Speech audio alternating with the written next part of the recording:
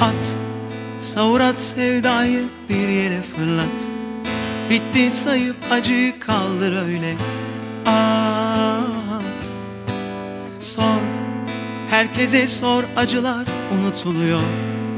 Ağlayınca gözlerinden silinmiyor. Aşk her defasında bak bulunuyor. Bırakırım zamanı öyle biraz da, sen olmadan da yine geçer nasılsa.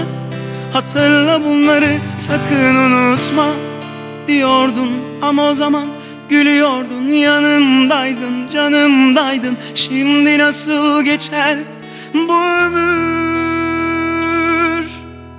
Susma, söyle nasıl yaşar böyle insan, susma.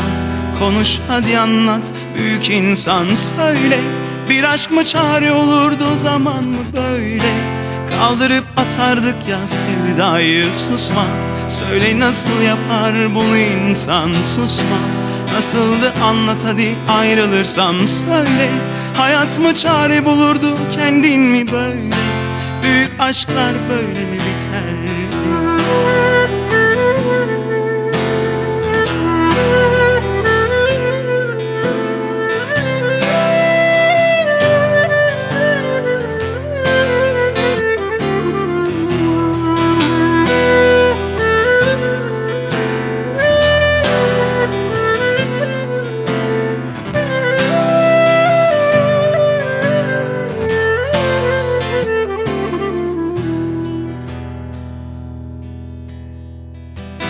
At, silip at aşkları bir yere fırlat. Bitti say ki derdini kaldır öyle. At, sor, ne olur sor sen benden ayrılırsan. Ne olur düşümde bir ömrü durdursan. Aşk her defasında ben de ararsam. Bırakırım kendimi öyle biraz da, sen olmadan da ben yaşarım nasılsa.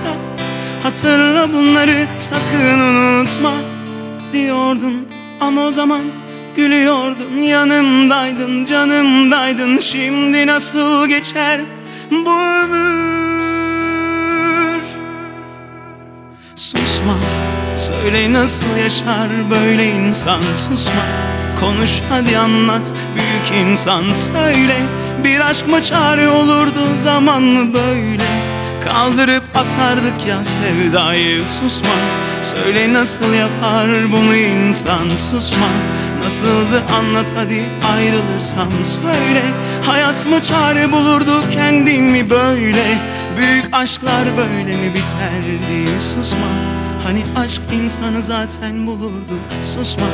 Hani yıllar aşka çare olurdu, söyle. Yıllar mı daha hızlı bir kurşun mu böyle? Sensiz her gün biraz yok oluşum.